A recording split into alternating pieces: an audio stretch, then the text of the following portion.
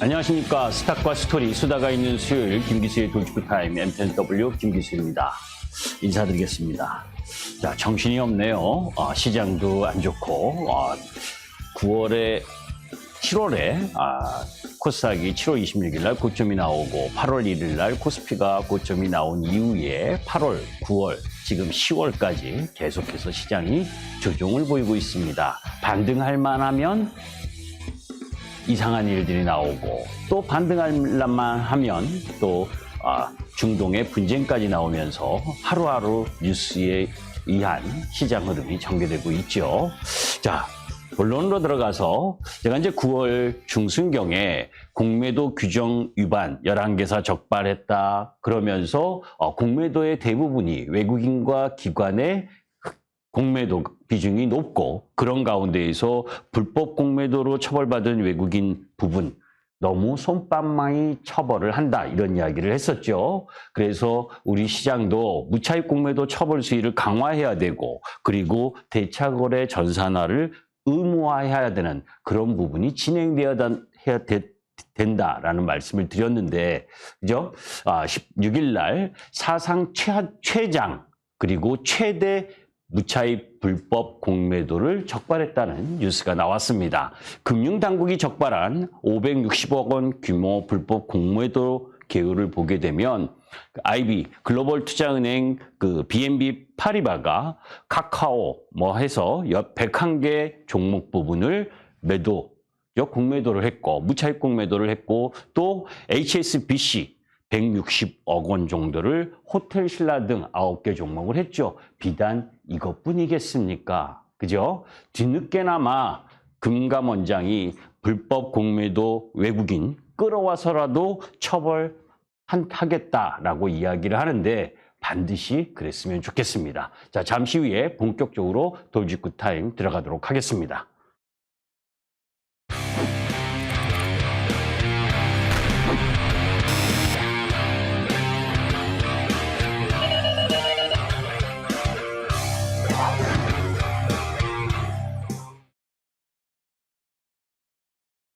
자, 지난주 금요일 날 미국 시장도 흔들렸었죠. 미국의 소비자 물가 지표가 나온 상황에서 헤드라인 CPI가 그죠? 코어 CPI는 괜찮았는데 헤드라인 CPI가 소폭 높게 나옴으로 인해서 시장에 있어서 국채 금리가 상승하는 흐름들을 보여줬고 그런 부분들은 그래도 노이즈 정도로 끝나는 흐름들을 보여줬습니다. 자, 그런데 그 이후에 이제 이스라엘과 하마스 이 부분에 전쟁이 일어나면서 지금 계속해서 이 뉴스가 시장을 지배를 하고 있습니다. 사실 요 비행기를 타기 전까지만 해도 그죠? 이스라엘을 방문해서 요르단 그리고 아바스 팔레스타인 수반 해서 아랍권과 회동하기로 했는데 이게 무산이 됐죠. 그죠? 병원에 이스라엘이 폭격을 했다. 그래서 사상자가 500여 명이 나왔다. 이래서 아랍권 국가들의 수장들이 바이든을 만나지 않겠다. 이런 이야기를 한 부분. 그래서 전체적으로 보게 되면 이 노이즈가 그죠? 지상전을 비롯해서 확대될 것이냐 하는 불안감이 놓여져 있습니다. 자, 그런 가운데 왜 이제 이 부분을 보려고 하냐면 바이든이 지금 고물가에 의해서 여론이 상당히 안 좋습니다. 그죠? 그래서 미국 대통령 직무수행 부분, 직무수행 지지율도 42%밖에 안 되고 경제정책 지지율도 34%, 다 50% 미만이라는 거죠. 이런 상황에서 지금 러시아와 우크라이나 지원 부분 그것도 의회를 통과하는데 진통을 겪었잖아요. 그런데 이번에 이스라엘이 또 하마스를 비롯해서 중동과 전쟁을 확산되는 흐름으로 가게 되면 내년 재선 구도에 상당한 부담을 느낄 수밖에 없겠죠. 자, 세계의 경찰이라고 하는 미국의 수장 바이든 대통령이 중동 국가 수장들을 비롯해서 이스라엘을 만나러 가는데 결국 이스라엘만 만나는 흐름 부분이 전개되고 상황이기 때문에 지정학적 부분으로 인한 불안감은 시장에 계속 녹을 수밖에 없는 상황입니다. 자, 그런 가운데에서 어제 미국에서 산업 생산과 소매 판매가 나왔는데 소매 판매가 예상 외 부분 속에서 상회를 하는 흐름 부분이 나왔어요. 그래서 전달 대비 0.7% 상승을 하고 전년 동기 대비 3.8%, 이래서 미 국채 2년물 금리도 17년 만에 최고치를 찍고 미국 제 10년물 금리도 4.9%까지 가는 그런 흐름들을 지금 보여주고 있죠. 4.8%. 그런데 자, 그런 흐름들로 보니까 또 11월 FOMC에서 금리 인상을 하지 않겠느냐, 이런 부담감이 존재하면서 어제 미국 시장이 일정 정도 떨어졌죠. 물론 이제 중국과 관련된 엔비디아, AI 관련 반도체 이런 규제 부분이 큰 몫을 하긴 했지만 국채금리가 상승하는 요인을 제공한 것이 소매 판매 부분입니다. 그런데 잘 뜯어보면 이 소매 판매가 전월 대비 증가했었던 요인을 세부적으로 살펴보게 되면 자동차나 자동차 부품이 1% 상승을 하고 거기에 음식료와 외식 서비스 이쪽 부분이 증가를 하면서 올라간 겁니다. 그런데 전자제품이나 가전제품, 그죠? 이쪽은 1.2%에서 0.8%로 소비 판매가 줄었고 또 의류도 0.7%에서 마이너스 0.8%로 감소를 했어요. 그러니까 세부 사항을 보면, 그죠? 전자 IT 쪽 라인하고 의류 쪽 소매 부분은 안 좋아졌다는 겁니다. 그래서 지금 이제 그 흔들리는 소비 사이클, 소매 판매 전체적으로 보면 괜찮다라고 볼 수가 있지만 실제 주가 흐름으로 보게 되면 이 명품, 글로벌 명품 럭셔리 주가 지수가 있습니다. 80여 개 기업으로 구성되어 있는데 전 세계 명품 생산이나 유통 대표 기업이죠.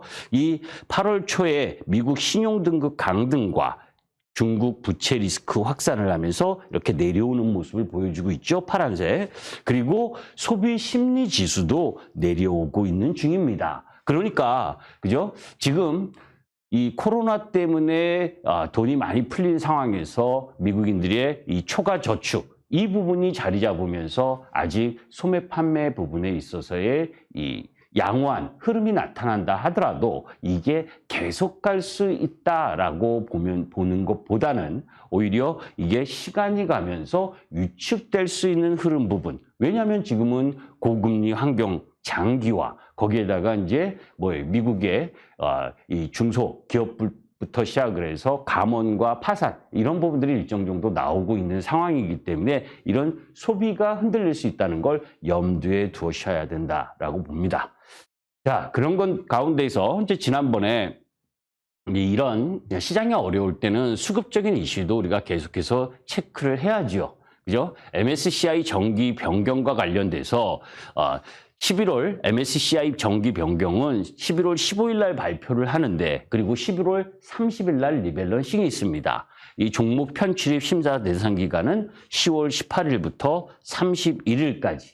그 상황 속에서 이제 MSCI가 어느 특정 날짜를 정해서 이 편입의 여부를 결정짓는데 일단은 편입 가능성이 높은 쪽은 금양이나 포스코 DX. 그런데 이쪽 부분에 있어서는 이런 기대감 편입이 될 것이다라고 하는 기대감이 많이 반영되어 있다는 것도 염두에 둘 필요가 있고 그런 가운데 이제 SK텔레콤 이쪽 라인 부분이 중간 정도의 편입 가능성이 있고 편출 가능성이 높은 종목으로는 페노션, 카카오 게임즈, 롯데 머티리얼즈, 넷마블, 셀트리온 제약, BGF 리테일 이런 종목 부분들이 가능성이 높은 상황. 그리고 SKC나 호텔신라, 현대미포조선이 조금 위태위태한 흐름 부분. 이제 그때 편입과 편출이 됐을 때 매수 들어올 수 있는 금액이나 또 매도 거래대금, 거래금 이런 부분들을 여러분들이 자세히 살펴보실 필요가 있다라고 보시면 되고 지난번에도 한번 여러분들께 이 이야기를 드렸죠. 코스피 200 정기 변경 부분에서 200지수 이 부분도 12월 14일 날 리밸런싱을 하는데 11월 중하순에 발표를 하고 10월 말까지의 시가총액 거래대금 기준으로 결정을 한다. 그래서 HD 현대일렉이나 TCC 스틸, 덴티움, 사마 알루미늄 이런 쪽 부분이 편입 가능성이 높은 종목이고, 반대로 편출 예상되는 종목은 HD 현대산업개발, 현대홈쇼핑, 한섬, 지누스, 쿠코홈시스 이런 종목 부분들, 이런 개별 종목 부분들을 매매하시는 분들은 이런 종목 부분에 대한 부분을 체크할 필요가 있습니다. 자, 시장이 어려워요. 아까도 왜 제가 저렇게 수급과 관련된 부분, 이슈 부분을 더 특별하게 이야기를 했냐면, 시장의 변동성이 큰 흐름이 전개가 될 때는 그래도 수급의 안전처가 일정 정도 있는 종목이 더 매매하는 데 있어서 우위를 지닐 수가 있잖아요. 자, 그런 가운데에서 아까 초반 부분에서도 공매도 이야기를 했습니다. 공매도가 기울어질 운동장이다 아니다 하는 부분 논란은 둘째치고, 우리가 공매도의 계절성 흐름을 한번 살펴볼 필요가 있는데, 2018년과 19년, 2022년, 2023년 흐름들을 보게 되면 이게 이제 월별 흐름입니다. 공매도 부분이 5, 6월 달엔 상당폭 증가했다가 10월 초 중순 부분에서 고점을 치고 연말로 갈수록 내려오는 경향이 있어요. 그죠? 그래서 10월 초 중순 8%였었던 부분이 전체적으로는 12월 달에는 5% 정도까지 축소되는 경향이 있는데, 지금 회색 부분에 있어서 이게 2023년 공매도 부분이 10월 부분입니다. 10월 초 부분이 지금 최고 공매도 비중이 늘어나 있는 상태죠. 그러니까 이제 점진적으로 감소할 가능성이 높잖아요. 이 사례를 보게 되면 이제 그런 부분들을 염두에 두고, 그죠? 2023년 10월 현재까지 13일까지 공매도 비중은 높고, 그죠? 그런 섹터 부분을 찾아보게 되면 호텔, 레저, 그죠? 그리고 이 2차 전지, 미디어, 자동차, 조선, 소프트웨어, 건설, 호스피스 순으로 이렇게 공매도 비중이 높습니다. 그 공매도 비중이 높은 가운데에서 연중 고점 대비 현재 주가 낙폭이 컸었던 종목, 그러니까 공매도가 많이 놓여져 있는데, 그죠? 10월 초 중순 부분에 정점을 이루고 내려간다면 쇼커버링이 일정 정도 연말까지 들어올 수 있는 수급적 흐름 부분을 염두에 둘 필요가 있잖아요. 그 부분에서 낙폭이 큰 업종이 호텔, 레저, 2차 전지, 그죠? 미디어, 자동차, 조선, 소프트웨어, 이쪽 라인 부분입니다. 가장 많은 게 지금 호텔과 레저, 2차 전지 쪽이죠. 자, 그런 상황 속에서 나름 여러분들이 시장에 있어서 구조적으로 성장을 할 수가 있고, 그런 가운데에서 실적이 괜찮은 쪽 라인 부분들은 이렇게 공매도의 비중이 높은 상황에서 줄어들 수 있는 쪽 라인 부분을 타겟으로 잡고 모아가시는 전략이 필요한 타이밍이다라고 볼 수가 있는 거죠. 자, 미국 시장에서 어제 엔비디아가 장중에 7% 그렇게 급락하는 형태를 보였죠. 그죠? 미국이 저사양 AI 반도체 칩까지 규제하는 대중국 수출을 규제하는 이야기. 이 이야기는 사실 제가 이 돌직구 타임을 통해서도 몇 번 이야기를 했었습니다. 그죠? 반도체 규제, AI 칩 규제한다, 이런 이야기. 그런데 이번에는 조금 더 강한 흐름입니다. 그죠? 제3국을 통한 수출 규제, 이 우회도도 차단을 하겠다. 이제 열받은 거죠. 어디에서 열받았냐면, 지난번 화웨이가, 그죠? 7나노급 이 칩을 탑재한 모바일 폰을 출시하면서, 우회적으로든, 하여튼 어떤 식으로든 중국 쪽 라인의 이 반도체, AI와 연관되거나, 이 고난이도, 이런 부분들을 규제하겠다는 건데, 그것도, 그죠? 수출 규제를 매년 보완하겠다. 사실 10월달, 작년 10월에 특정 속도 이상의 AI 반도체 수주를 규제하면서, 그죠? 막으려고 했더니 엔비디아가 수출은 해야겠으니까 저사양급, 그죠? 속도를 낮춘 A800, H800 이런 반도체를 개발해서 피해간 거죠. 꼼수를 좀 부렸는데 이것까지도 다 막겠다라고 하니까 엔비디아를 비롯해서 또 반도체 장비 관련주들, 그죠? AMD, ASML 뭐 해서 반도체 전반이 급락하는 흐름을 어제 미국 시장에서 보여줬습니다. 그러니까 어제 미국 시장의 하락 요인은 국채 금리의 상승, 소매 판매나 산업 생산이 양호하게 나오면서 국채 금리가 상승하니까 금리 민감성 높은 종목 부분들이 부담을 느꼈고, 또 거기에다가 이 AI 규제가 너무 강도가 높은 흐름이 전개가 되니까 반도체 부분이 약세를 급락을 보였죠. 그럼에도 불구하고 시장 지수는 그래도 양호한 혼조권 흐름 부분으로 방어를 한 상황입니다. 그런데 우리 시장은 의외로 그죠? 미국 시장이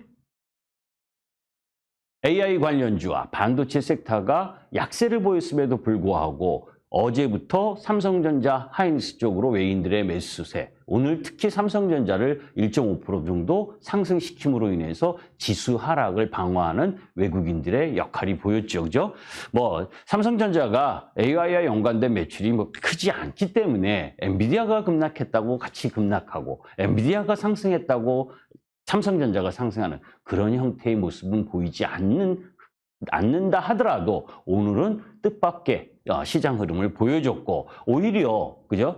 임상 결과를 발표한 유한양행이 17%, 18% 급락을 하고, 그 여파를 통해서 바이오 관련주 한미약품, 오스코텍부터 시작을 해서 대부분 바이오 제약 관련주들이 급락을 하는 형태의 움직임들이 시장에 나타나면서 미국 시장과는 조금 대동소이한 섹터 움직임이 전개된 부분, 그런 부분도 실질적으로는 이런 거죠. 우리가 어떤 매매를 하는 데 있어서 섹터의 기준점을 가지려면 그걸 가장 크게 보여주는 게 미국 시장인데, 오늘은 조금 상이한 움직임이 나타났다. 그것 또한 시장이고, 그죠? 펀더멘털이 우선시할 때도 시장이지만 단기적으로는 수급이 우선하는 흐름을 보여줄 때도 시장이다. 그래서 여튼 거래소는 강보합권으로 마감을 했고, 코스닥은 1.5% 하락하는 형태의 움직임을 보여줬습니다.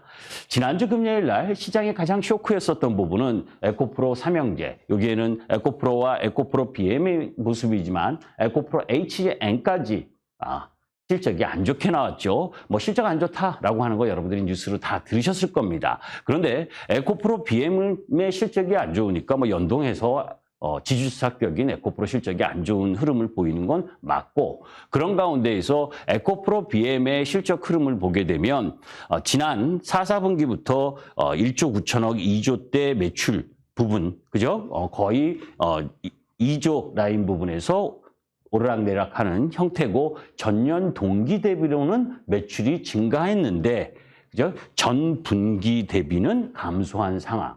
그죠? 그리고 영업이익이 1147억에서 459억으로 60% 정도 안 좋게 나온 상황이죠. 그런데 너무 놀랄 이유는 없습니다. 왜냐하면 여러분들이 이 모습을 보시면 아시죠? 제가 7월 26일 날 이 김기수 돌직구 타임 이 시간에 7월 26일이었습니다. 수요일. 그때 2차전지 쪽을 다 매도하셔라 라는 이야기를 했었죠. 우리는 회원님들은 25일 날 매도를 했었습니다. 왜냐하면 그때 이 리튬 가격이, 그죠? 이건 좀 길게 본 겁니다. 2020년부터 600위안 근처까지 상승했다가 153위안까지 내려왔다가 300위안까지, 315위안까지 반등을 한 이후에 7월 22일부터 꺾이기 시작을 했습니다. 리튬 가격이. 그러니까 7월 22일 리튬 가격이 꺾이기 시작하는 이 타이밍에 2차전지가 7월 26일까지 불을 확 뿜었죠. 왜냐하면 양극재 원료의 가장 중요한 원자재인 리튬의 가격, 그죠? 니켈, 코발트, 망간 역시 원자재 가격이 내려오고 있는 상황이지만, 리튬 가격이 꺾이는 흐름이라면 양극재 가격의 수출 단가가 내려올 수밖에 없는 상황이고, 그래서 지금 내려오고 있는 모습이었죠. 자, 그런데 요거는 좀 짧게 봤습니다. 날짜를.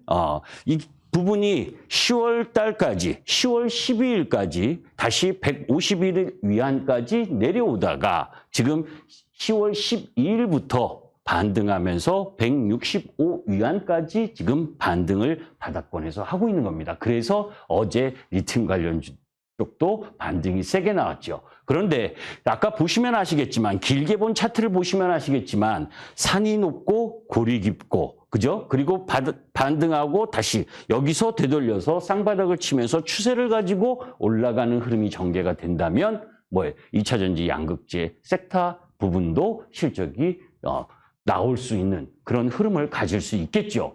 자, 거기에 이제 글로벌 전기차 인도량을 보니까 테슬라가 1등, 폭스바겐이 2등, 스텔란티스, 그죠? 뭐 1월에서 8월 기준으로 보게 되면 글로벌 전기차 실적 부분의 이 부분입니다. 그런데 이제 현대차 기아는 3위에서 4위로 하락을 하고 있는데 이 부분은 이제 그 비중국 관련 전기차 인도량이에요.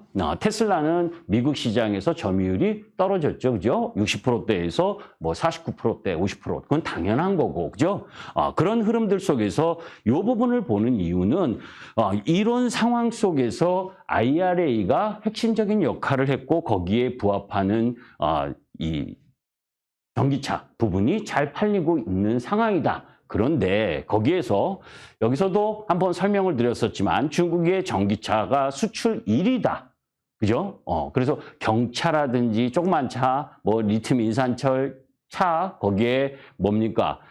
뭐예요? 상용차 뭐 이런 부분들 때문에 1위를 하니까 글로벌 전체 서방 국가 라인 부분들이 이 정책적인 만리장성을 지금 쌓고 있다라고 하는 걸 보이시죠, 그죠? 미국도 마찬가지고 프랑스, 이탈리아, 유럽연합, 브라질, 일본 모두 중국을 견제하는 흐름을 갖고 가고 있다는 겁니다. 거기에 이제 중국의 전기차 웨이마가 몰락을 하는 흐름을 보여주고 있죠, 그죠? 9일에 파산 신청 이어서 창업자는 지금 미국행을 할 만큼 문현 모터쇼 이후에 지금 잠적을 해버렸어요. 어느 정도 잘 나가는 회사였었냐면 뭐 등록 자본금이 1조 1천억 그리고 2018년에 16,800대의 전기차를 양산할 정도로 잘 나가던 회사가 도산한다는 거죠. 그죠? 이제 그런 흐름들이 중국 시장에서는 이제 진행될 거고, 그죠? 수백 개의 전기차 부분이 이제 합종 연행을 하는 형태의 움직임을 갈 텐데 그 속에서 조금 전에 보셨던 서방 국가들의 견제는 이어질 것이다. 라고 보시면 됩니다. 거기에 이제 한국을 방문한 인도 산업부 무역진흥청장이 자기 인도의 이 배터리 기업이라든지 반도체 이쪽 라인을 투자를 하게 되면 환급을 하겠다. 그 정도로 대한민국 배터리 기업과 반도체 이쪽 라인 부분에 있어서 핵심 기술력을 갖고 있기 때문에 이런 제안을 하는 거죠. 자, 그런 가운데에서 그 이전에 4월 달부터 계속 여러분들께 말씀드리는 송배전망 업체들의 부분입니다. 그죠? 배전망 업체는 지금 여름 사이클이라고 보고 있는데, 자, 미국 변압기 수입 금액이 2017년, 2022년부터 급격히 올라가고 있다는 건 차트로 여러분들이 보실 거고, 거기에 미국 제조업자 신규 주문 전력기기 관련 부분도 이렇게 2022년 계속 올라가고 있다는 걸 아실 수 있을 거예요. 자, 변압기 쪽 부분의 미 수입 금액과 한국의 수출 금액을 보게 되면 미국 변압기 수입 금액의 월별 추이를 보게 되면 2022년 8월 IRA부터 시작을 해서 급격하게 변압기 수입 금액이 증가하고 있다는 걸 알 수가 있죠. 그건 무슨 얘기냐면 대중국을 견제하는 흐름은 이런 변압기 쪽도 마찬가지라는 거예요. 그래서 증가폭이 커지고 그런 가운데에서 한국 변압기 수출 금액, 이 빨간 라인 부분이 수출 금액이 진행되고 있다가 8월 달에 일시적으로 한번 흔들렸죠. 그죠? 변압기 수출 부분이 조금 내려와서 그래서 그때 뭐예요? HC현대일렉이 10% 급락을 하고 효성중공업 뭐 해서 7, 8%씩 급락하던 때가 이때입니다. 자, 그런데 국내 전력기기 업체의 실적 부분 잘 체크하셔서 시간이 없기 때문에 지금 더 말씀을 못 드리겠는데 여튼 HD현대일렉, 재룡전기, LX일렉, 효성중공업, 일진전기 이런 종목들이 있는데 그 중에 2, 4분기보다 3, 4분기가 더 나은 실적을 보여주는 종목이 무엇인지 악마는 디테일의 차이가 있는 거거든요. 그 부분을 여러분들이 살펴볼 필요가 있습니다. 예, 잠시 후에 6시 10분에 그죠?